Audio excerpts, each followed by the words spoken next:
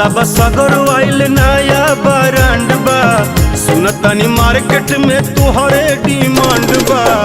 बोला बोला ये धन मन कहिया पसीजी, हम तो टिकटॉक पे रहिले बिजी, मिलल हमरा से नइखे हो इजी। हम तो टिकटॉक पे रहिले बिजी, ओ मिलल हमरा से नइखे हो इजी। तू तो टिकटॉक पे रहेलू बीजी, मिलल तहरा से नइखे होई जी। तू तो टिकटॉक पे रहेलू बीजी, मिलल तोहरा से नइखे होई जी।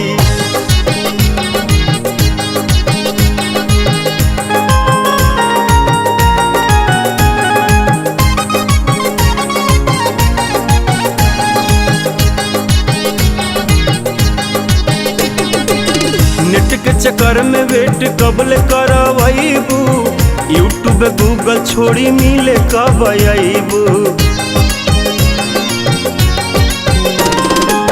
नेट के चक्कर में वेट कबल करवाइबू, यूट्यूब गूगल छोड़ी मिले कब आइबू। दिल के भीतर से गोरी तुहरे ही मांग बा, छुक देख दिल दिल पे भइल का कांड बा। जब से देखनी हम तोहरा के माने नीनी जी, हम तो टिकटॉक पे रहिले बिजी, मिलल हमरा से नइखे हो इजी। हम तो टिकटॉक पे रहिले बिजी, ओ मिलल हमरा से नइखे हो इजी। तू तो टिकटॉक पे रहेलू बीजी, मिलल तहरा से नइखे होई जी। तू तो टिकटॉक पे रहेलू बीजी, मिलल तहरा से नइखे होई जी।